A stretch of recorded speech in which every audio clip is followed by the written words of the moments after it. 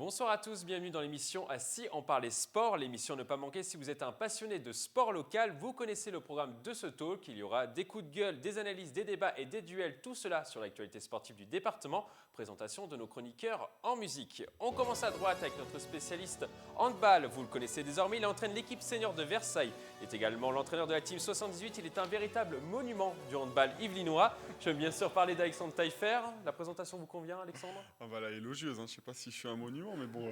Vous reviendrez en tout cas. Oui, je reviendrai, bien sûr. On passe à gauche, musique. Les plus grandes chaînes se l'arrachent, mais il a fait le choix de venir sur ce plateau avec nous pour débattre. Il a un sens de la formule inégalable. Je veux bien sûr parler de Mustapha Labaoui, le président du club de football de Trappes. Bonjour Bonsoir, à tous, Mustapha. aux téléspectateurs et à vous-même, bonjour. Alors, vous avez un petit peu perdu de vue ces dernières semaines. Ça fait un mois que vous n'avez pas vu sur ce plateau. Vous nous avez manqué, en tout cas, déjà, premièrement. Et vous avez manqué également téléspectateurs. Est-ce que vous avez un message à leur adresser éventuellement, Ouais, donc Mustapha je pensais qu'on était à l'émission Si on parlait sport et non pas perdu de vue. Donc pour le coup, voilà, c'est une émission qui permet de retrouver les présidents de club. Ils m'ont retrouvé, je suis là, et fidèle au poste. Et bien sûr, très très ravi de retrouver nos amis chroniqueurs. En tout cas, on est ravis de vous retrouver, Mustapha. Merci à vous, moi aussi. On repasse à droite, musique. Il est vice-champion du monde de cyclisme sur piste Masters, champion d'Europe en 2013. Il a également été champion de roller, rien que ça. La Bible du cyclisme est avec nous aujourd'hui. Je veux bien sûr parler de Yann Dujarrier. Bonsoir Mickaël. Bonsoir Yann, vous allez bien? Très bien. Vous êtes partant pour cette émission, vous êtes prêt? Oui, prêt. On n'a rien travaillé comme d'habitude. D'accord. Mais je ne dirai que des choses où j'ai quelque chose à dire. On va voir ça. On termine à gauche avec notre spécialiste rugby. Il entraîne les Bélasquins, les moins de 21 ans du club de rugby de Versailles. Le nouveau sélectionneur des Bleus, Guy Novès, devrait prendre exemple sur ses schémas tactiques. Je veux bien sûr parler de Guillaume Nereneuf. Vous allez bien, Guillaume? Très bien, merci. Oui. Alors, vous revenez de vacances, ça va, tout s'est bien passé? Requinqué pour une belle saison avec mes amis chroniqueurs. Bon, la prochaine fois, vous me prenez dans vos bagages, la prochaine fois. Ah oui, vous êtes parti de l'île Maurice, c'est ça? C'est ça, Sans vouloir le dire. au soleil. On commence tout de suite avec une séquence sur le cyclisme. Yann, je sais que cet extrait va vous faire plaisir. Il concerne l'Imontain François Pervis. On regarde et on se retrouve juste après. 3, 2, 1.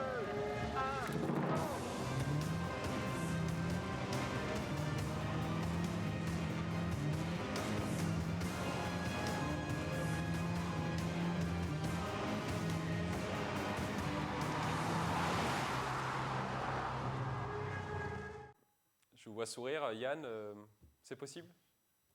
Pour moi, c'est complètement réalisable, oui, tout à fait. C'est vrai que sur le départ, il est quand même lancé, donc ça veut dire que quand François passe à côté de la voiture, il doit être à plus de 60 km/h, même pas loin de 70 km/h. Donc c'est complètement envisageable que la voiture mette une centaine de mètres pour le rattraper. La distance, c'était sur 100 mètres. Le duel s'est fait sur 100 mètres. Ah, vous êtes renseigné, vous avez bossé quand même là-dessus. Et puis on le voit, en fait, j'ai revu plusieurs fois l'image et on voit bien la ligne d'arrivée par rapport à la ligne de départ. Et en fait, oui, ça y est, une centaine de mètres. Et vous avez tenté l'expérience, vous, Yann? Je sais pas, avec une 2 chevaux par exemple?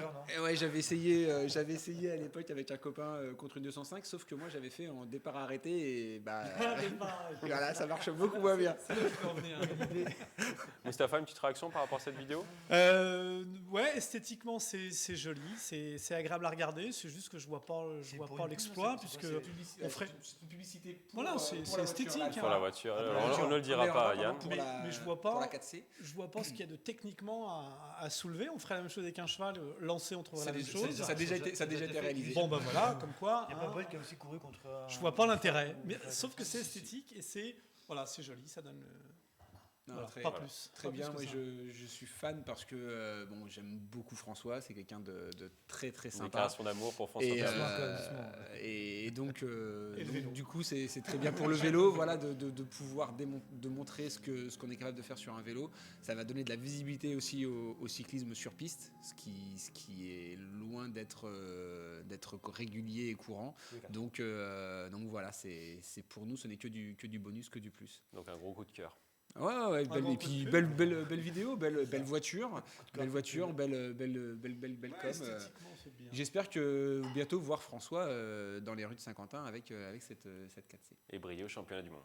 Et briller au championnat du monde à Londres dans 15 jours maintenant. C'est ça. Voilà. Je vais bien réviser. Ouais.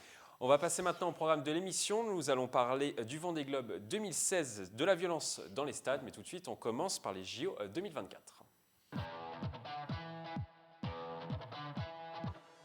Les responsables du dossier des Jeux Olympiques de 2024 ont présenté ce mercredi 17 février à Paris les contours du projet parisien. Parmi les sites retenus, 4 sites sont dans les Yvelines. Les épreuves du cyclisme sur route passeront par la vallée de Chevreuse et Saint-Quentin en Yvelines. Le château de Versailles va accueillir les épreuves équestres, le pentathlon. Le Vélodrome national de Saint-Quentin en Yvelines, basé à Montigny-Bretonneux, organisera les épreuves de cyclisme sur piste de BMX.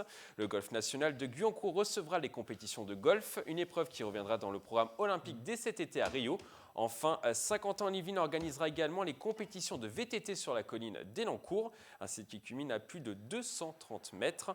On écoute la réaction du cycliste Igné-Montin à François Pervis. Il était évidemment ravi de cette annonce. Ce serait vraiment incroyable pour le sport français en général, surtout pour nous et pour moi, Igné-Montin, avoir les Jeux Olympiques en France. Ça voudrait dire que visiblement toutes les épreuves du cyclisme seraient dans la région de Montigny et ses alentours. Donc ce serait vraiment incroyable. Il y a le vélodrome couvert. Ça permettrait de continuer dans le projet de développement du cyclisme. Avoir tout ça à proximité, ce serait énorme, tout simplement. La question de ce premier thème, les JO dans les Yvelines, logique ou pas? Vous répondez. Logique, c'est vert et pas logique. Voilà, d'accord, ok, vous êtes unanime. J'ai même pas eu le temps de dire la couleur rouge. Alors, logique ou pas? Yann, vous commencez? Les JO dans les Yvelines, oui, puisque la ville candidate, c'est quand même Paris. On sait que quand une ville est candidate, il y a des épreuves qui sont délocalisées. Donc, automatiquement, les Yvelines étant quand même relativement proches de Paris, heureusement qu'on va avoir notre spectacle à nous aussi. Il y a Voilà. aussi quand même des Et sites puis, privilégiés, quoi. des sites qui vont pouvoir le permettre. Guillaume, une réaction? Une réaction, oui, non, je disais qu'on est dans les Yvelines, on a des sites privilégiés quand même, avec le Vélodrome, avec la vallée de Chevreuse, le golf national, Versailles qui peut accueillir l'équitation. Voilà, c'est juste que pour revenir à un débat qu'on a fait ici, je pense que si on a les Jeux à Paris en 2024 et que les Yvelines sont choisies pour le cyclisme va dépasser le rugby dans les Yvelines, quoi. Donc ça serait un peu dommage, mais bon, ça on y reviendra plus tard. Ouais. Vous aurez toujours l'avantage du poids. Non, mais ce serait une aubaine pour les Yvelines et même financièrement parlant, je pense que ce serait génial pour le département aussi de pouvoir accueillir des épreuves olympiques en 2024. Alexandre, vous vous attendiez à ce qu'il y ait autant d'épreuves dans les Yvelines? Non, comme ils l'ont bien dit, c'est en fonction des installations qu'il y a dans les Yvelines. Il s'avère qu'il y a 3 installations qui s'avèrent parmi la meilleure de toute l'Île-de-France. Donc il n'y a aucune raison que ce ne soit pas dans les Yvelines. C'est grâce à ces installations-là que les Yvelines a été choisies. Voilà, tout simplement. Donc c'est tout à fait normal, je pense qu'on utilise les meilleures installations pour les sports qui correspondent, c'est-à-dire le golf, le cyclisme et l'équitation. Voilà, en plus, une ville comme Versailles, c'est une ville qui rayonne dans le monde entier, qui est connue dans le monde entier. Donc, tout à fait normal qu'il soit choisi pour l'équitation, je pense. Mustapha? D'abord, ça serait l'inverse qui ne serait pas logique. C'est logique que ça soit dans les Yvelines, mais c'est surtout l'inverse qui ne serait pas normal, hein. Ça, c'est le premier point. Le second point, les Jeux Olympiques, Paris, ville candidate, mais c'est essentiellement la France qui est candidate, puisque on retient toujours les Jeux Olympiques en France, on retient de l'étranger en tous les cas. Donc c'est en France que ça se passe. Et les Yvelines sont très représentatives de notre pays. Et alors ça va l'un avec l'autre, c'est-à-dire qu'on a fait des sites de qualité dans les Yvelines, ce qui prouve bien qu'on avait prévu les coups d'après. C'est-à-dire qu'on a fait des sites intéressants en vue des Jeux Olympiques, en vue de championnats du monde, en vue de grandes compétitions. Donc on a fait dans les Yvelines le choix du meilleur pour obtenir ce type d'événement. Et ce type d'événement nous le rend bien. Donc finalement, ce sont des choix de l'époque qui sont récompensés de nos jours. Et à l'inverse, les choix qui sont faits par, en tout cas j'espère, le comité olympique, viendra récompenser également les efforts des Yvelinois. Mais ce n'est pas simplement les infrastructures qui sont intéressantes à regarder, c'est également les hommes et les femmes et tous les sportifs qui gravitent autour des Jeux sur le territoire des Yvelines en particulier. Donc c'est pour moi une grande logique. On parle autour de ce plateau de tous les sports pratiqués dans les Yvelines et on met à l'honneur les Yvelinois. J'en profite pour dire que TV Fil, pour ça, est une chaîne qui fait du bien au sport, à tous les sports. On essaye en tout cas. Voilà, donc Qu'est-ce qu'il est bon, c'est de juste mesure. Voilà. Mais Vous n'êtes pas d'accord avec moi? Je voulais apporter une précision aussi. Alexandre. On avait discuté il y a quelques émissions de la problématique du stationnement pour le vélodrome. Oui. Et les Jeux Olympiques, ça permettra peut-être d'avoir un budget pour justement pallier au petit manque de ces installations, aux petits impensés peut-être, ou au manque de budget à l'époque pour pouvoir le faire. Petite rénovation pour certains sites, vous Bah, pensez? peut-être, et en tout cas, les JO vont des pouvoir aménagements le qui sont faits, permettre c'est sûr. si jamais il y en a besoin. En tout cas, ça c'est certain, parce qu'il y aura une enveloppe budgétaire donnée, et ça sera d'autant plus bénéfique pour les Yvelines sur l'après-JO. Voilà. Ouais, Donc ça, ouais. c'est quelque chose de sûr. positif De toute pour façon, le il y a une enveloppe département. enfin, chaque infrastructure choisie, que ce soit dans les Yvelines ou ailleurs, il y aura un petit truc, une petite enveloppe pour, Par le comité lui-même. pour rénover ou remettre à jour ou mettre aux normes, certainement peut-être aussi, je sais pas. Il faut se l'installation. féliciter d'événements comme ça. Quand il y a des moments pour faire la fête, des moments pour communier, des moments pour être ensemble, il faut toujours s'en féliciter. Et c'est positif pour les Yvelinois, C'est Mustapha? positif pour les Yvelinois, c'est positif Pour pour, les la Français, France, tout c'est simplement. positif pour le sport. Voilà, alors le souci qu'il y aura, bien évidemment, ça reste la sécurité. Ça sera quand même un sujet majeur. Mais voilà, il faudra travailler. Mais ça reste positif pour tout le monde. On n'a pas encore les jeux. Non, mais peut-être. Merci, on le sait. Mais on est Merci, d'accord. merci de mettre ce bémol, hein, il a raison, Yann. mais il faut le Non, mais vouloir. je me souviens Faut au moins le avoir été vouloir. Pas tous en même temps. Pas Je me tous en souviens même avoir temps. été tellement déçu quand on a perdu la candidature pour les JO Voilà. de 2012 que aujourd'hui j'ai pas spécialement envie de m'emballer en me disant parce que Du coup, je m'étais Du coup, Yann, vous vous préparez un petit peu à perdre, Faut c'est ça? s'emballer. pas du tout. Ouais, c'est Je ça. pense que la candidature de Paris pour 2024 est quelque chose de très très sérieux et que On le est dossier est On l'aura pour une raison simple. On l'aura pour une raison simple. C'est que 2024, c'est le centenaire des Jeux Olympiques en France en 1924. Et pour En ça, tout cas, on vous l'avez l'aura. dit à la télévision, Mustapha, donc on ressortira Oui, bah, vos vous propos dans ressortirez, quelques- effectivement. on quelques saura l'année prochaine, de toute années. façon, hein. Non, on saura l'année prochaine. Oui. Non, mais la prédiction, vous pouvez la ressortir, effectivement. Je peux même vous l'écrire. signé la mettre chez un huissier. Et est-ce qu'il y a des sites peut-être qui vous ont surpris dans les sites yvelinois? Il y a 4 sites yvelinois. Je ne sais pas, par exemple, la colline d'Elancourt. Yann, ça vous surprend que la colline d'Elancourt a été choisie? Il va déjà y avoir les championnats de France qui vont être organisés juillet. cette année. En juillet. Voilà, donc Un premier bon test. voilà un premier bon test. Quand je vois le parcours de Londres pour le VTT, je pense que c'est quelque chose qui est complètement artificiel et donc qui est possible de reproduire sur la colline d'Elancourt. Donc non, c'est pourquoi pas. Il suffit d'avoir après les bonnes idées pour avoir un parcours qui soit visible pour les spectateurs, parce que si c'est pour aller les planquer dans la forêt, aucun intérêt. Visible pour les spectateurs, Les caméras. assez spectaculaire, donc toujours pour les spectateurs, et puis assez technique pour que les participants s'amusent aussi sur l'épreuve. Donc voilà, il va falloir aller trouver les bonnes personnes pour monter ce projet. Mais voilà, la première répétition, les championnats de France au mois de juillet. Je pense que aussi, étant donné qu'il y a le vélodrome, c'était une logique quand même de mettre toutes les compétitions autour du cyclisme Oui, justement, on a au même l'impression endroit, dans le que même département, à le côté cyclisme, l'un de l'autre. finalement, Voilà. finalement, ça Ça me est paraît la mecque logique. du cyclisme, on peut le dire, Ah bah oui, quasiment. bien sûr. Ah ouais, bah avec C'est le là où vélodrome, s'entraîne c'est obligatoire. la DTN française est là-bas, de toute façon. Donc Bien sûr. c'est normal que ce soit dans les Yvelines que se Si on passe peut le cyclisme. l'enregistrer, si vous voulez bien. Une Voilà. photo. C'est fait. Voilà. C'est fait. Mais on l'aura. C'est fait. Et du coup, oui, la mecque du cyclisme, vraiment, Saint-Quentin-en-Yvelines, c'est vraiment la mecque du cyclisme. Il écoute pas en fait. Hein, Ouais. Je ne sais pas, Yann n'avait pas terminé, je sentais qu'il n'avait pas terminé sa question. On a répondu avec On a le vélodrome qui est le rayonnement dans les Yvelines pour le cyclisme sur piste. Et maintenant, voilà, c'est vrai que par la suite, ça fait que cette machine se met en place et tout le reste vient se greffer autour. C'est le replay, en fait. Il y a un replay en direct. Et donc, du coup, par la même occasion, on se retrouve avec l'épreuve sur route qui va avoir lieu dans la vallée de Chevreuse. Il est fort, Yann, Et est-ce- il ne perd pas le fil hein, quand même. Il reste Très professionnel, Yann. très professionnel. Et C'était est-ce quoi la qu'il y a... J'essaye. Je vais passer à la prochaine question maintenant, Mustapha. Est-ce qu'il y a des épreuves qui auraient pu être organisées dans les Yvelines et qui ne le sont pas? Je sais pas si l'aviron il y a besoin d'une distance de bassin précise, mais je pensais que l'aviron pouvait se faire aussi sur le Grand Canal. Mais peut-être qu'il n'y a pas cette distance, je sais pas. Il faut quelques kilomètres quand Je- même. ah, mais ça dépend des il fait épreuves, combien dans le donc canal Je sais pas. En Et longueur, je après, sais il pas. faut la largeur. Je suis pas sûr que ce soit. C'est pour ça, je sais pas. Après, Ouais. je pense, mais ça aurait été. Ils avaient C'est envisagé dommage quand même ce site parce pour, que c'était un pour les super JO. spot quand même, un super spot. Et après, dans les Yvelines, L'équitation, peut-être. Il y est. L'équitation, il y est. il y Elle est à est, Versailles, Mustapha, donc, Donc on est d'accord. ouais. Il n'y aura pas de golf à 50 ans de ligne, puisque normalement le golf n'est pas encore épreuve olympique. Ah, si, il est pas- Si, à la il sera prochaine- en 2018. Merci d'avoir révisé. On a une Non, émission 2016, pourquoi j'ai dit 2010 dès cet À été, Rio. à Rio. D'accord. Une 2016. émission Comme le rugby, utile. le rugby sera aussi à Rio et sera aussi à Jambouin. Et le en biathlon, 2024. ce sera où Yann, s'il te plaît. On parle des JO. Ah mince, pardon. Bon, on va clôturer ce débat donc sur les JO 2024. On passe maintenant à la chronique J'aime pas.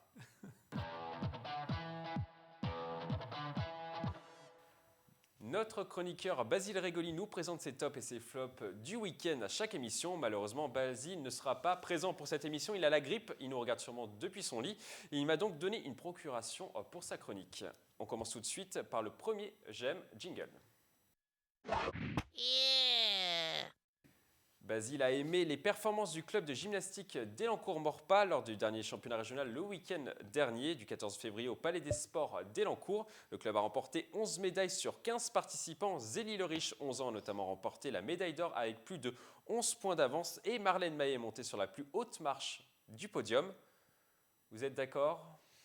C'est une belle performance. 11 médailles sur 15 participants, messieurs.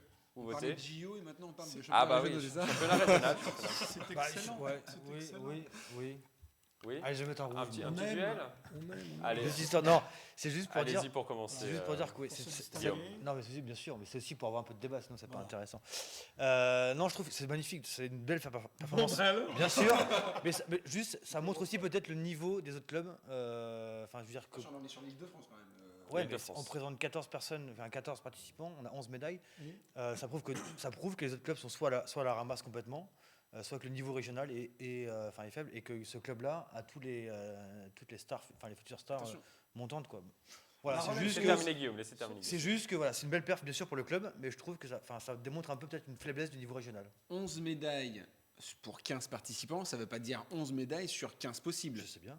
Si, Ouais. si, ils ont Si, gagné. justement. Ah non. Non, Oui, par oui. 15 épreuves, il n'y a pas 15 épreuves. 11 sur 15 participants Il y a- du club d'Élancourt-Morpas. Voilà, c'est bien ce que Savoir j'ai combien il y a compris. d'épreuves. Combien il y avait d'épreuves, combien il y a de médailles possibles. Si on prend 11 médailles et qu'il y en a 500 de possibles sur le même championnat, ça fait pas beaucoup Non, la au niveau question du qu'on peut se ratio. poser, c'est pourquoi Voilà. ils ont présenté les 4 qui n'ont pas eu de médaille. Non, après, est-ce qu'il y a des doublés, des triplés Ouais, je il y a- plaisante, enfin, est-ce bien qu'ils ont- évidemment, Il y en a qui ont plusieurs médailles ou, Non, non, une seule catégorie par participant. D'accord. Non, bah c'est bon. Enfin, c'est une belle perf bien sûr, mais moi ça me pose des questions sur le niveau des De autres. toute façon, pour le débat. Donc le Voilà, débat est oui. clos maintenant. Non, le débat est tout Mais ouvert. cela étant, le sport, par définition, est toujours relatif. C'est-à-dire qu'on est toujours face à un adversaire. Donc, effectivement, si on gagne, la question se pose toujours de savoir si on était excellent Et ou si l'adversaire était 11 plus points faible. d'avance, 11 points d'avance. Donc, il a. Attends. le débat est tout le temps le même, c'est le sport, tout est relatif. Donc, par définition, c'est une très belle Non, je perf. pense que J'aime. pour Et répondre à c'est cette d'autant question, plus il une faudra belle attendre les championnats de performance France. également, Voilà. parce Là, on qu'il y a saura les s'ils championnats sont de bons, France, quoi. comme vous le Voilà. disiez, Alexandre, D'accord. Et on et verra. le top 12, Là, on qui est verra. également une grosse compétition au niveau de la On gymnastique. verra à ce moment-là. Et on Et comparera. mais pour les gymnastes qui étaient actuellement présents, enfin qui étaient présents pour ce rendez-vous, ils misaient tout sur les championnats de France. Donc ils n'étaient pas à fond sur cette D'accord, compétition. d'accord. Donc ils sont en phase de préparation Non, mais pour juste, aller c'est- chercher. en phase de très belle préparation. perf pour le club, mais juste me demande le niveau des autres, c'est tout. Voilà, après le club. Cela étant, magnifique. tu as raison. Il faut toujours se poser la question de savoir pourquoi on a gagné, même quand on a gagné, pourquoi on gagne. Et en l'occurrence, ils étaient nettement supérieurs. La question est de savoir maintenant, Mais tant mieux. par rapport à un niveau supérieur, ce que ça pourrait donner. Donc c'est la bonne question à se Après, poser est-ce quand on est est compétiteur. qu'ils ont une politique de recrutement, ils vont chercher les meilleurs, ou est-ce C'est que vrai. c'est une formation qui On comme en a, ça on en a déjà Plutôt la parlé. formation. Beaucoup de formations, mais il y a aussi du fait J'étais que pas là, leur donc. formation est qualitative. Tu regardais pas l'humoriste Ils ont aussi des jeunes qui viennent chez eux pour avoir leur. Parce que c'est un club, parce que c'est un club. de haut niveau. Voilà, ça, c'est un ouais, club de c'est- très bon niveau. On passe au deuxième j'aime de Basile, jingle.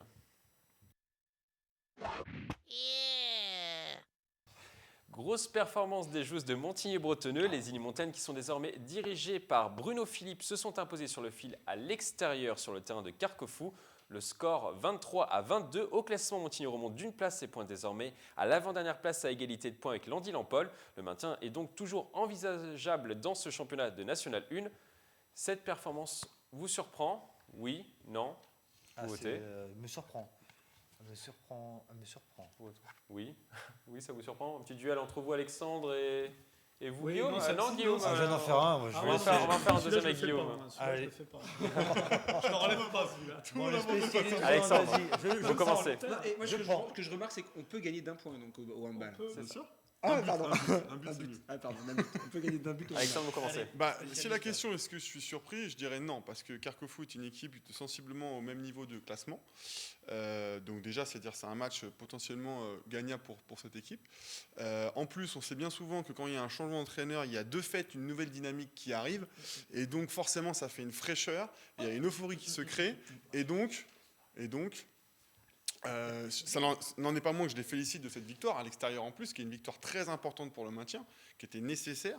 Et donc il y avait une forme de pression par rapport à ce match-là. Mais le fait qu'il y ait un nouvel entraîneur qui arrive, premier match, un seul entraînement en commun, ça a mis une espèce d'euphorie. Et donc je ne suis pas surpris, quoi. Voilà. Je les félicite, mais je ne suis pas surpris. Est-ce que tu peux mettre À vous, Guillaume. Yann, on en discutera après. Guillaume, à vous. Moi, je considère que même pour un match de maintien, parce que c'est un match pour le maintien, ouais, bien sûr. même d'aller chercher une victoire à l'extérieur pour un match de maintien, c'est quand même une super perf parce que si Carquefou joue aussi le maintien, à domicile, ils sont durs à prendre, quoi. En général, ce match-là, c'est des matchs un peu Ils n'ont pas changé d'entraîneur, Carquefou. à couteau tiré. Ensuite, pour Allez, revenir sur Alexandre, l'argument laissez-le terminer. du changement d'entraîneur, l'ayant vécu en tant que joueur cette situation, ça ne crée pas forcément un électrochoc. Ça peut en effet créer une sorte d'émulation. Maintenant, il faut savoir si l'entraîneur d'avant a été mis à la porte par les dirigeants parce que manque de résultats. Est-ce qu'il était aimé par ses joueuses? Est-ce qu'il n'était pas aimé par ses joueuses? Est-ce que le nouveau enfin voilà, il y a plein de. Il y avait un conflit Il y a entre une Alexandre, partie des joueuses. Laissez-le terminer. Non, mais il est plus au courant que moi. C'est un handballeur de. Non, mais effectivement, il y avait C'est un pas conflit. forcément un Il y avait élément conflit. qui, voilà, pour moi, bien sûr, ça peut être un électrochoc, mais c'est pas forcément ça qui fait la différence. Moi, je trouve que c'est une super perf d'aller chercher une victoire à l'extérieur comme ça, d'un point. En plus, ça veut dire vraiment, elles ont j'allais dire les crocs, enfin, j'allais dire un terme masculin, mais voilà, pour aller maintenant jouer le maintien et s'assurer le maintien parce que ça va leur donner du peps pour la suite, quoi. Oui, mais comment tu expliques qu'ils ont gagné ce match-là alors qu'avant ils n'y arrivaient pas?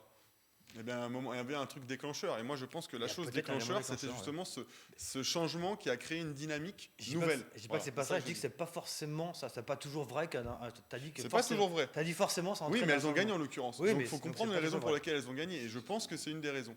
Après, elles auraient perdu, j'aurais pas dit ça évidemment. Mais comme elles ont gagné, je pense que ça a été une des raisons. Parce que de toute façon, l'entraîneur, il a eu un entraînement, le vendredi C'est soir. pas son plan de jeu Donc qui c'est fait pas que- lui qui a changé la donne, même s'il a pu très bien coacher, manager pendant le match. Il n'y a pas eu une préparation, voilà, on peut pas dire, on pourra juger sur l'ensemble de la Sur le saison. long terme. Mais là, je pense que c'est vraiment l'électrochoc du changement d'entraîneur qui fait que ça a créé autre chose, du moins, qui a permis. En tout cas, pour les une filles, je victoire. pense qu'elles elles sont remotivées pour Mais la c'est suite bien, et aller ça, chercher le ça maintien. va va les être, redynamiser, c'est très bien. Mustapha, vous qui avez connu un changement Mais- d'entraîneur cette saison, Ouais, non, en fait, ils ont raison tous Quelle les est deux. votre expérience, Évidemment, justement, de la situation évidemment qu'ils ont raison tous les deux. Il est vrai qu'un changement d'entraîneur ne provoque pas systématiquement un électrochoc au sens positif du terme. Ça peut être l'inverse. On peut très bien faire rentrer quelqu'un qui a des méthodes qui plaisent pas et pour le coup, voire même qui pourrait plaire, mais auxquelles les gens n'adhèrent pas tout de suite et donc ça peut être compliqué un changement. En tout cas, au début. Donc là-dessus, je rejoins mon ami. C'est pas systématique. Cela étant, il a raison puisque ce résultat l'a prouvé. Et je vais même plus loin. On va dire l'esprit d'un président de club, l'esprit d'un club en général, c'est on va toujours chercher quelqu'un pour faire en sorte que ça soit un plus pour le club. Donc c'est pas systématique, évidemment, c'est pas garanti. Mais dans son cas, ça l'a été. En tous les cas, les dirigeants de club font toujours en sorte, quand il y a des modifications, d'apporter un plus. Ou alors je comprends pas bien la stratégie des clubs. Attends, juste si on peut finir là-dessus. En cours de saison, on ne fait pas forcément appel à quelqu'un qui a une expérience de malade en tant qu'entraîneur. On prend souvent quelqu'un en interne. C'est pas Même, quelqu'un même en dans le club pro, ça se passe C'est quelqu'un souvent. qui vient du Sud. On prend le mec de CFA, machin, on le fait monter. Enfin, ça De se la passe dans le France. club pro. de la France. Bon, là, ils ont trouvé quelqu'un, peut-être une perle rare. Tant mieux pour eux. Mais c'est pas souvent, c'est pas évident que ce soit un mec qui vienne de l'extérieur ou Mais si, un ça peut être entraîneur. quelqu'un qui vient de l'extérieur, Justement, en Alexandre, préparation pour la suite de saison suivante. justement, Alexandre, peut-être le groupe avait besoin de quelqu'un qui venait de l'extérieur, Bah, en parce tout qu'il y cas, avait ce qui des est- problèmes avec Philippe Létrange, qui était l'ancien Voilà, en tout coach. cas, ce qui est clair, c'est de que l'équipe. d'un point de vue relationnel, il était inconnu dans la région parisienne, en tout cas par les filles de Montigny, Et pour le la résultat plus grande l'a partie. prouvé. Donc il ne pouvait pas y avoir d'affect particulier vis-à-vis de lui. Donc il est arrivé, il a mis ses choses en place, il a coaché et ça a été positif. C'est pour ça que voilà, l'argument supplémentaires, il était par rapport à ça. Maintenant, un match, c'est bien, mais c'est pas suffisant. Elles sont encore relégables. Il faut enchaîner et il faut travailler. Il faut que le plan de jeu soit là. Mais je pense que pour ce match-là, ça a été un petit plus. Ce qui ne veut pas dire que ça sera le cas jusqu'à la fin de la saison. Je leur souhaite, je lui souhaite aussi, mais après, il faut bosser. Mais surtout, la réflexion, elle se pose souvent sur le long terme. C'est-à-dire que si on prend ce type de décision et on sait qu'on est sur le maintien, on peut se permettre de le faire. On n'est ni dans la descente ni dans la montée. Auquel cas, on est dans le ventre mou, on joue le maintien et on prépare la saison suivante. Et préparer une saison, parfois, on peut faire appel à des gens de l'extérieur pour préparer une saison. En contre-saison, c'est dur de trouver quelqu'un de qualité. Tout à fait. C'est vrai.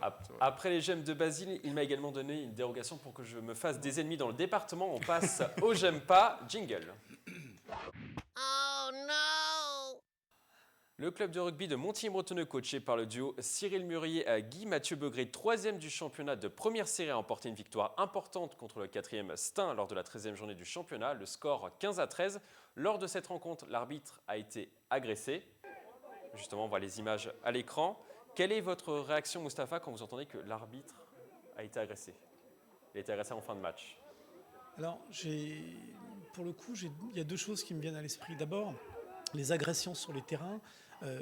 On en parle beaucoup dans le football, par exemple, et on a tendance à stigmatiser, si je peux me permettre ce terme, le football à cause de ça.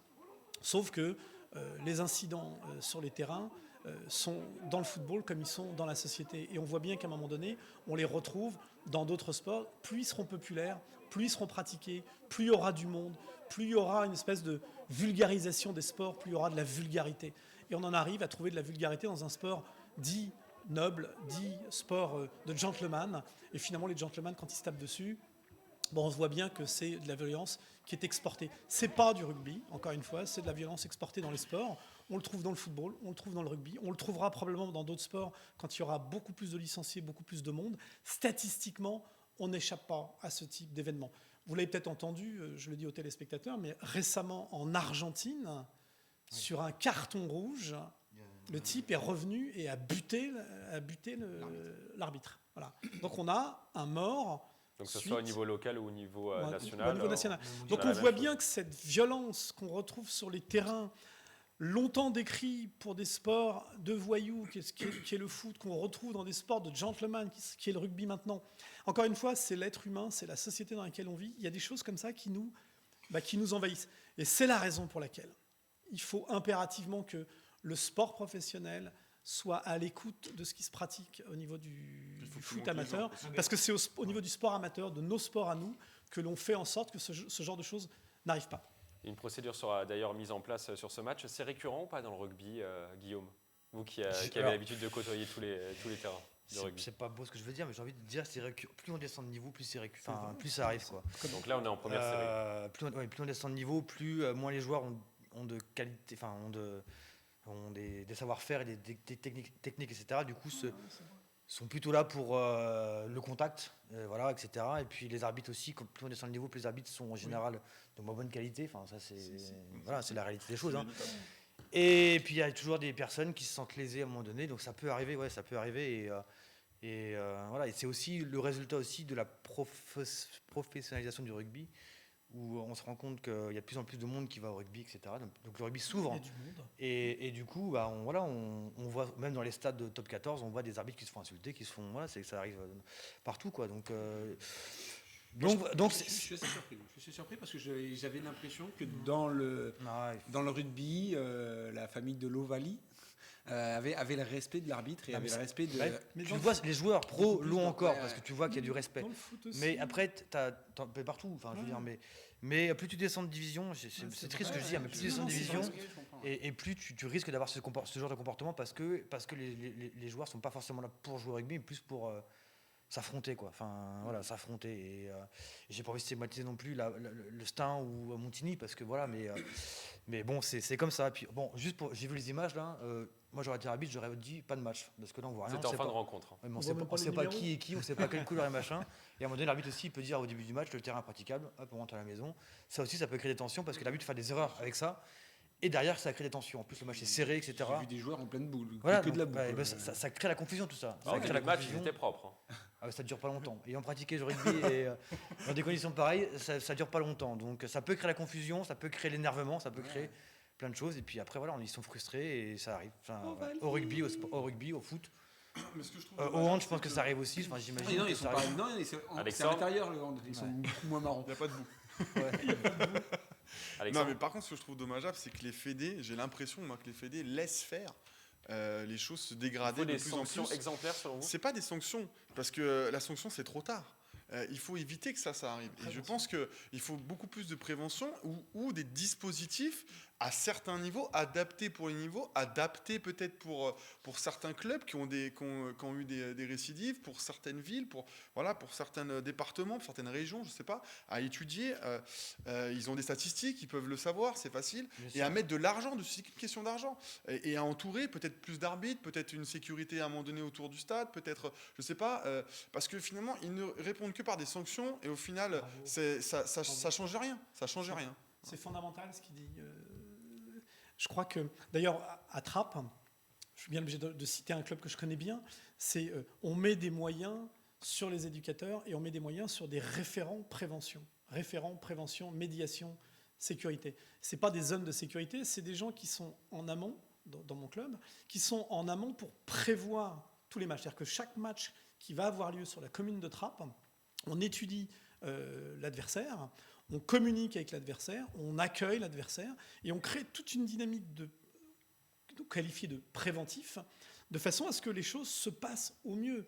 Mais c'est vrai également sur les installations, c'est vrai aussi sur l'accueil des officiels. Donc il y a toute une dynamique qui est mise en place autour du match, avant le match, pour éviter ce type de phénomène. Alors c'est vrai que nous, dans le foot, on y est habitué depuis trop longtemps, et on y est arrivé maintenant.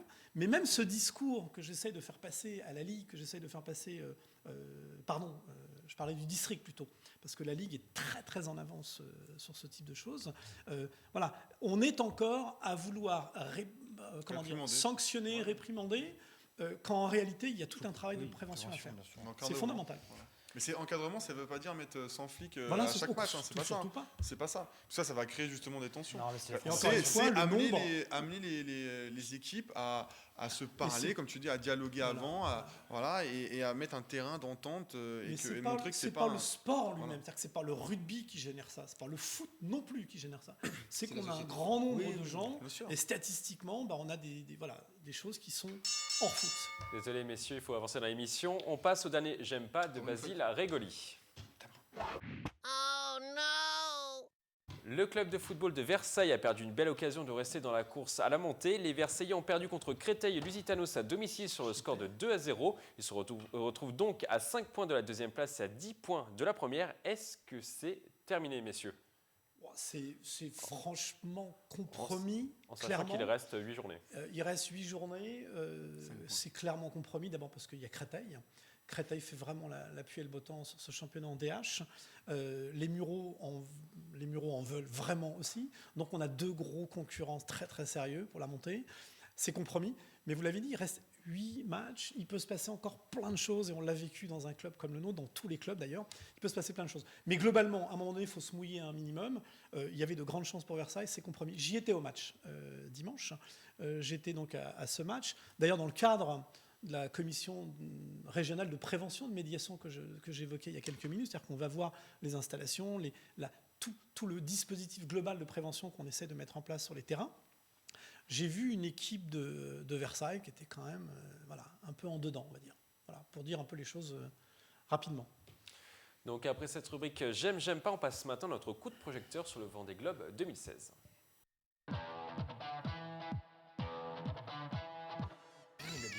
Une flotte de 27 skippers de 9 nationalités prendra le départ de la 8e édition du Vendée Globe 2016. Parmi les concurrents, deux Versaillais, Tanguy Delamotte et Éric Bellion. Le premier participera pour la deuxième fois à la compétition. En 2013, les Vinois avaient terminé à la 10e place. On l'écoute.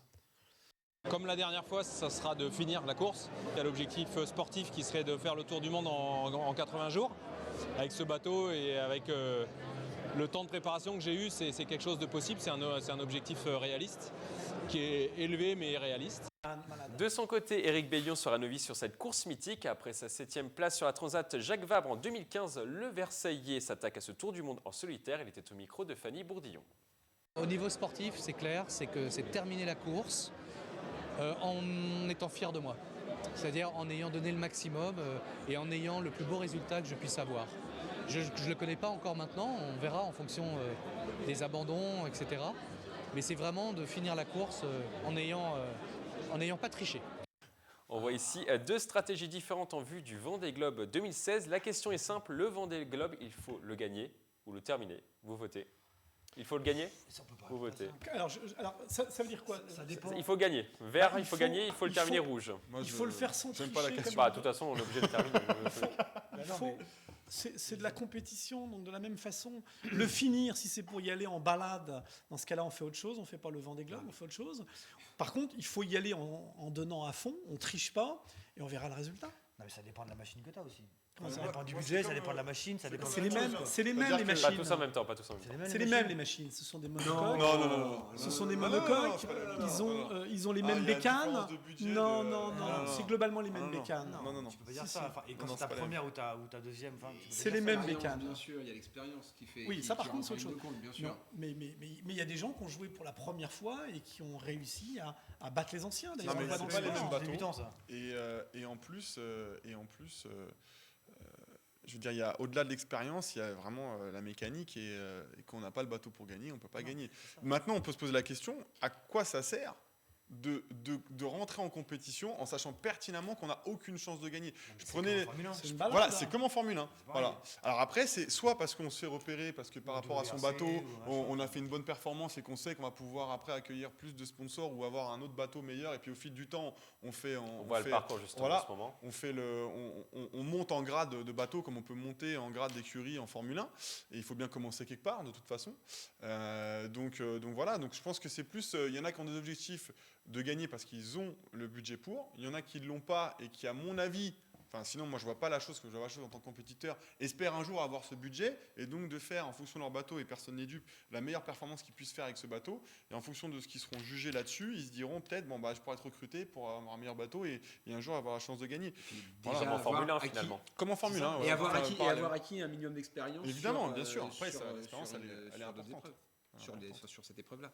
Parce que le Vendée Globe, ils partent combien de temps là 80 jours minimum. Ouais, et... C'est une Pour grosse, les c'est la meilleurs. plus Attends, grosse course. pour les Tanguy a un objectif de 80 jours. Pour les meilleurs, Voilà, c'est donc 80, ils sont partis pour 3 mois. Je pense que 3 mois en mer, ça doit pas se gérer comme une traversée, la route du Rhum ou Transat la, Jacques Vabre.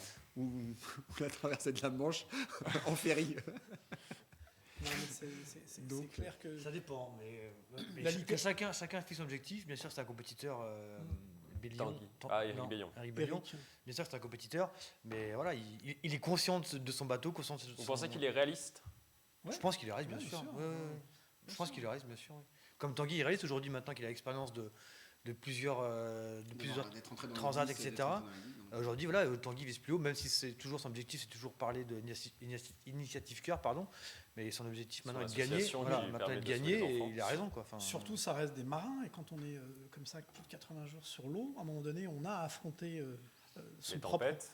la tempête et son propre, Tout ça. voilà, sa propre Moi, j'aurais personne. dit, avant tout, Ok. pour le giste, c'est rester en vie. Hein. Voilà, donc ça reste oui, une aussi. compétition quasiment de survie personnelle. Voilà, et puis le rêve le tour du monde en 80 jours, dans la littérature, ça a été bien c'est écrit. mythique. C'est mythique. Si vous ne connaissez pas bien Tanguy de la Motte, on a réalisé cette petite séquence. Cette séquence s'appelle Le Dilemme.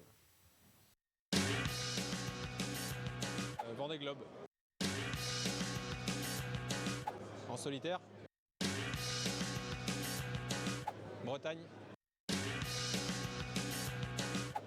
De Langochat. Rock. Fêtard. Yann, il vous a surpris Tanguy de la Motte sur sa réponse?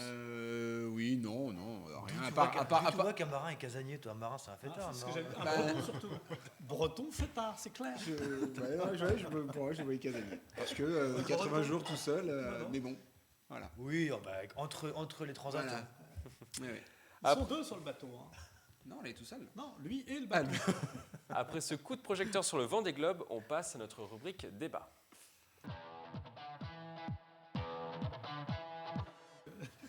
Dans ce débat, nous allons parler de l'équipe du Chénet-Versailles, l'équipe qui évolue dans le championnat. Excellence a fait signer un joueur d'exception au mois de janvier. Une signature presque improbable, celle de Sylvester Morgan. Le pivot de 2,06 m âgé de 32 ans a évolué dans le très relevé championnat universitaire de Georgia State. Il a ensuite parcouru le monde en tant que basketteur professionnel. Il a joué au Venezuela, au Japon, au Mexique, au Guatemala et j'en passe. Un vrai globe-trotter et maintenant il défend les couleurs du Chénet-Versailles. Il nous présente son jeu. Parfois, je joue avec beaucoup de puissance. Je suis une combinaison entre Kevin Garnett et des joueurs comme Tim Duncan qui jouent dos au panier. Je tire, je dribble et je passe la balle, ce qui fait de mon jeu un jeu unique. Je peux être scoreur quand on en a besoin et je peux être défensif, comme faire des contres. Sylvester Morgan est aujourd'hui l'un des meilleurs marqueurs de l'équipe. Il a notamment marqué 18 points à l'extérieur contre Melun. Il capte également une dizaine de rebonds par match. Son coach est évidemment ravi de l'avoir sous ses ordres. On écoute le coach. Plus que les points, il y a tout ce qu'il apporte, les rebonds, la présence défensive, le fait qu'il pousse les joueurs, qu'il encourage. C'est tout un ensemble de choses qui fait que ça a permis au groupe de gagner et de monter de niveau. Avec son arrivée, le Chénet-Versailles au bord de la relégation revit. Le club a enchaîné 3 victoires consécutives et pointe désormais à la 6e place du classement. La question, un seul joueur peut-il transformer une équipe? Vous votez.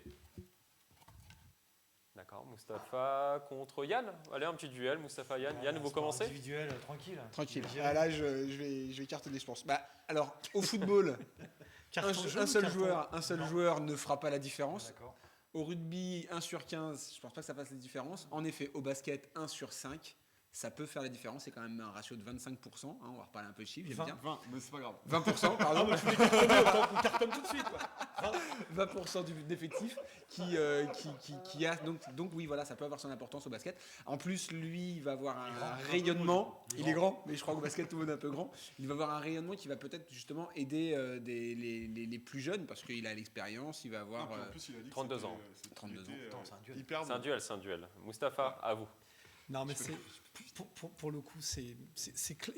Je pense qu'il va se rallier tout de suite à ce que je vais dire parce que il sent bien que c'est pas du tout ça.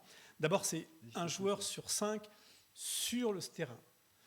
Une équipe, c'est pas 5 joueurs. Donc, c'est combien de pourcentage donc le pourcentage se réduit parce qu'il existe des gens sur le banc, il existe des gens également dans l'équipe qui ne sont pas forcément sélectionnés ce jour-là. Donc un joueur, quand il rentre dans une équipe de sport co, donc par définition, c'est pas un joueur qui peut faire la différence, c'est pas possible. Alors, pour les statistiques, bien sûr, je vais les effondrer. C'est plus 1 sur 5, mais ça peut être 1 sur 15 à minima. Et deuxièmement, c'est pas que technique, le sport collectif. Donc, c'est vrai que lui, avec sa taille, peut faire la différence en pivot. Simplement, dans un sport collectif, il n'y a pas que la technique, il y a tout l'esprit d'équipe, il y a toutes les combinaisons qu'on peut faire. Et si la mayonnaise ne prend pas avec ce garçon, et là, je ne parle pas de ses compétences, ni même de son physique ou de ses caractéristiques, c'est si la mayonnaise ne prend pas, c'est-à-dire que si lui-même ne se sent pas bien au sein de ce collectif, alors ça peut ne pas forcément faire la différence. C'est de ça dont je veux parler. Maintenant, si effectivement, toutes les balles à 100% passent par lui, et que par sa taille, j'ai envie de dire physiologiquement, il est en mesure de marquer tous ses points, alors oui, sauf que ça ne peut pas durer ni dans le temps, ni réellement, parce que ça reste un sport. Ce que je vois, c'est quand même et sur je parle les de 3 tous les derniers sports, matchs qu'ils ont et je gagnés, parle ils étaient de tous les relégables. sports Ouais. confondus. Mais là, on parle de cette équipe-là. Je pense que sur cette équipe-là, il a dû apporter une grosse différence. Ils ont quand même gagné les 3 derniers matchs alors qu'ils étaient relégables. Là, il arrive depuis janvier et il passe de relégation à la 6e place. Donc, ils vont encore continuer. Mais la question, c'était est-ce qu'un joueur, en général, peut-il transformer une équipe? Ou peut-elle quand c'est une femme? bien La sûr. réponse est c'est pas aussi systématique. Si, bien sûr que si. Bien sûr que non. Mais sur un sport comme le basket, je pense que oui. Mais je Non pense que plus, pas plus au basket. Et combien de fois affrontements sur une équipe, sur les équipes en NBA, on parle d'un homme joueur. par mais si, on parle d'un homme par équipe. Je suis sûr. Non, Moi, je le pense qu'il basket, y a- Clairement. Guillaume, qui gagne le duel? Moi. Non, alors, il a été plus argumenté par Mustapha, mais je suis d'accord avec Yann. Donc, pour moi, c'est Yann. Mais c'est une évidence qu'un joueur peut changer la physionomie d'une équipe. Enfin, c'est une évidence. Oui, il Vous, peut à le changer Versailles, par exemple, vous en avez déjà mieux eu ou en un moins joueur bien. à Versailles dans votre équipe qui a fait la différence et sur lequel vous avez misé? à Non, chaque mais là, fois. c'est un coup de- là, il arrive de nulle part et le mec, il tombe comme ça à Versailles, on ne sait pas pourquoi. Bon, je pense Vous qu'il n'avez vient pas une Néo-Zélandais à je pense qu'il vient pas Versailles gratuitement. à Et, moins de 21 ans. voilà. Mais si demain il y a un mec qui tombe comme ça du parachute et qui vient à Versailles qui a un OZ à moins de 21 ou moins de 22, ou même un vieux entre guillemets 32 ans qui a joué à très haut niveau en première division, etc. Bien sûr Non, qu'il mais va, je pense il qu'il va amener faut- l'équipe il va tirer l'équipe Mais vers le haut, je quoi. pense C'est que une évidence, les- quoi. On n'a pas dit je contraire. pense que les Je deux dis ont que c'est raison. pas aussi systématique. En plus, c'est de ça dont je en plus parle. quand je vois le parcours qu'il a, parce que si c'est un jeune très bon, ça va pas être la même chose, ça va pas avoir le même effet sur l'équipe en général. Donc- Alors que là, un vieux qui a l'expérience, il va apporter justement toutes Mais ces non. choses-là, il va peut-être Des pouvoir. fois, mais il si. tord les systèmes de jeu. Il tord l'argument du Laissez Alexandre parler. Et donc, ça crée plus de dissidence qu'autre chose. Mais j'ai pas dit que ça ne pouvait pas apporter un plus. Laissez Alexandre parler, Mustapha. Juste pour enchaîner sur ce que vous dites, je pense qu'il y a deux choses. Il y a le poste, ce que vous dites. Ouais. Il y a le poste qui Il y a le poste qui joue. Il y a le poste qui joue. Et le niveau de jeu. Je pense que ce joueur-là, apparemment, c'est un joueur qui a un niveau nettement supérieur au niveau auquel il joue. Donc lui, en tout cas, c'est ce qu'il dit. Voilà. Donc lui, plus qu'un autre, va être décisif dans cette équipe-là. Ce qui n'est pas forcément le cas à chaque fois. Ensuite, je pense que ça dépend du poste en fonction des sports. Je prends l'exemple je vais prendre l'exemple en rugby, tu me diras si je me trompe, ou en handball. Un buteur peut être peut-être plus décisif, un ailier peut-être parce que c'est donc qu'ils vont marquer des points. En handball, un arrière qui va marquer plus de buts va peut-être être plus décisif. Un gardien de but qui va pouvoir en arrêter un peu plus peut faire plus la différence. Voilà, je pense que ça dépend un peu des postes. Et en plus de ça, ça dépend du niveau de jeu. Si un joueur est vraiment au-dessus du lot par rapport au niveau de jeu auquel il joue, il va être vraiment la décisive. Mais on se souvient très bien d'un joueur comme Kobe Bryant qui, à un moment donné, tous les joueurs étaient partis des Lakers et pas lui tout seul, il n'arrivait pas à faire gagner l'équipe. Voilà. Donc c'est pas toujours le cas. Ça dépend Voilà, un peu, c'est des C'est circonstances. seulement ce que je dis. Voilà. C'est-à-dire qu'il ne faut pas Les rester deux, à la ouais, technique. je pense que il y a vous deux, aussi vous avez raison, Tout mais ce qui c'est- tourne autour ça de dépend. la psychologie de groupe et entre guillemets. Il vient pas la juste psy- pour faire passer des vacances. Le mec, il prend un billet, enfin, Et- il est pro, et- bah, donc il est pro, donc il va faire son travail. Il fait son Il travail. fera son travail, mais Donc il va encore une parler fois- aux jeunes, il va amener Mais les c'est jeunes vers le haut niveau. Mais il sauf va- que c'est le collectif qui réalisera les résultats. C'est pas lui, même s'il est bien payé. C'est un plus. On prend de très grands joueurs de foot, par exemple, dans une équipe de foot. Quand il est décisif devant, on le sait, on le paye pour ça. Il vient faire son boulot. Non, mais le foot, c'est un sport individualiste. Ça c'est revient pas- au même. c'est Quand on a un joueur ultra bon qui est décisif et qui fait la différence, encore une fois, c'est le tout ou rien. C'est tout ce que je dis. C'est que c'est pas simplement des caractéristiques d'un joueur qui font la différence. Ça amène un Ça plus, reste un quoi qu'il sport. arrive. Ça reste un sport court. Ça c'est ça que je veux dire. amène un plus, quoi qu'il arrive, pour moi. C'est dommage, j'ai un Yann, exemple le de mot de la football- fin. j'ai un exemple de footballeur qui On joue- a des exemples. dans les deux sens. un ancien joueur pro qui joue dans une équipe de CFA, qui joue pour le plaisir, et grâce à ça, ils ont fait un super parcours en Coupe de France l'année dernière, je crois. Et c'est Ludovic Julie, voilà, Julie qui joue dans une petite équipe, et il le fait juste pour le plaisir. Mais grâce à son rayonnement et grâce à l'expérience qu'il vais arrive le à dire. porter, et ben il fait profiter à tout le monde. Je vais le dire autrement. Quand ça se passe bien, on est tous d'accord. Quand on a un joueur d'exception, que ça soit techniquement, que ça soit par l'âge, et par définition, c'est ce que tous les clubs recherchent. Nous recherchons tous les ans des gens qui vont apporter un plus. Sauf que ce que je suis en train de dire est simple. Parfois, on croit avoir trouvé une pépite technique, quelqu'un qui fait la différence sur le papier, qui en réalité, quand il rentre dans l'équipe, peut même pourrir l'ambiance. C'est de ça dont je parle. C'est pour ça que pour Versailles, on pourrait dire oui, puisque depuis qu'il est arrivé, ils font que gagner, alors que c'est pas forcément une C'est ça, ce que vérité. je veux Une dire. vérité. Mais il est évident, Non, mais il est évident qu'un bon, Mickaël, un laissez-nous bon finir, apporte laissez-nous toujours un finir plus. et enlever des sujets. D'accord. Donc, après ce débat sur le basket très passionné, on passe au traditionnel défi du jour. Le défi concerne aujourd'hui la boxe. Les boxeurs de la team Farouja s'affrontent lors d'un jeu. L'objectif est de toucher l'adversaire du point gauche et du point droit sur un enchaînement. À chaque combat perdu, le joueur est éliminé. Une finale oppose ensuite les deux meilleurs. On regarde la séquence. Youssef Boukar, 27 ans, moins de 80 kg et mon surnom c'est Bouk. Comté Mamadou, 24 ans, moins de 69 kg. Mon objectif cette année, c'est de faire des combats. On va réussir. Michel André Malala, j'ai 23 ans, je suis en moins de 109 kg et je n'ai pas de surnom. François Mounkola, 21 ans, et je boxe en mi-lourd.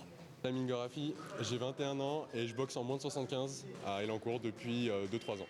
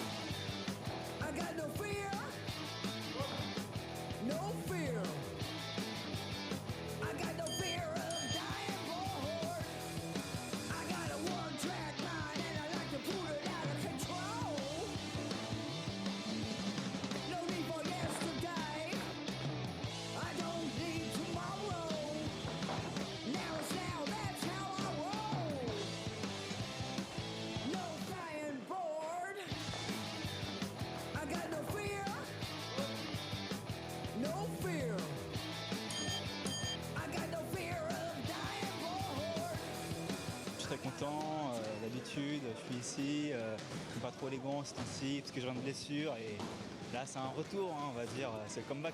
J'ai senti la concurrence était un petit peu rude donc je me suis dit c'est chaud, hein, mais bon, on va dire il y a un peu de chance et un peu de talent, voilà. Mustapha, pas mal ce petit jeu. Ouais, super, j'ai adoré. J'ai adoré, ouais. Très télégénique, C'est bon, stop, très stop. constructif. On m'a demandé mon avis, donc je vais le donner. Rapide. On passe à présent au coup de gueule d'Arnaud Le Gouic.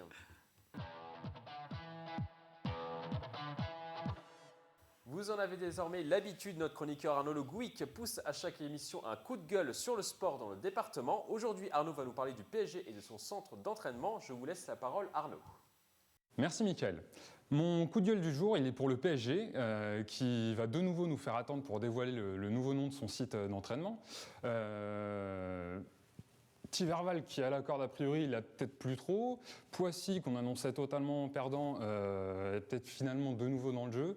Enfin bon, on ne sait plus rien. Ça fait maintenant plusieurs années que ça dure. Il faudrait peut-être que ça s'arrête, qu'on se fixe. Et pour ça, je compte aussi sur les journalistes. Il va falloir arrêter de ressortir ce sujet toutes les 30 secondes quand vous n'avez plus d'infos. Inventer des infos, des sujets, c'est pas correct, ça ne rime à rien. Voilà.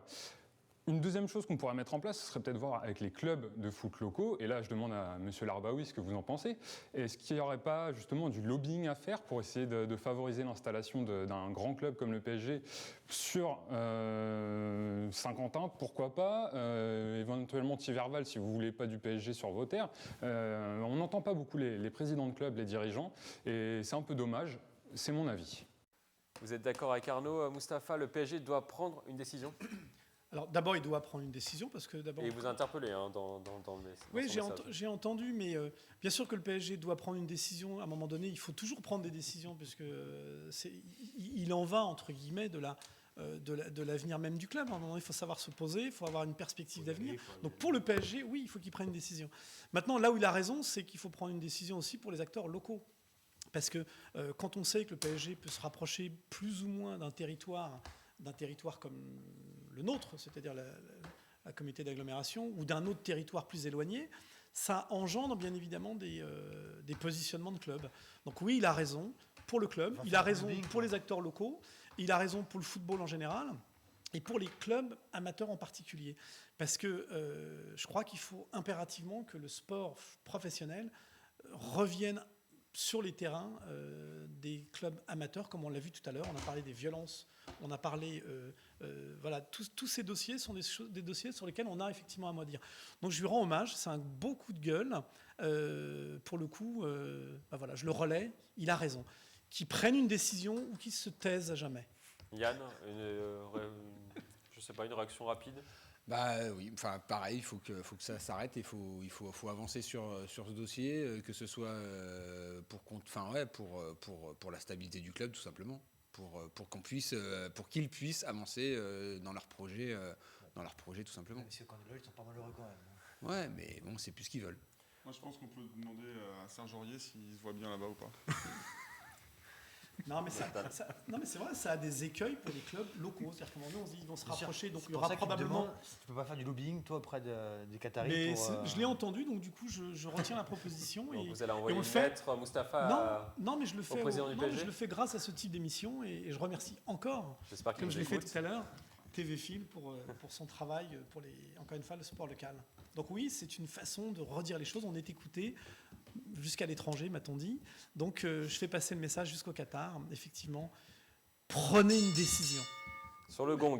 C'est la fin de cette émission. Merci de nous avoir suivis. On se retrouve le jeudi 3 mars. Et oui, on arrive déjà au mois de mars pour un nouveau numéro de Si on parlait sport. Très belle soirée sur TVFI 78.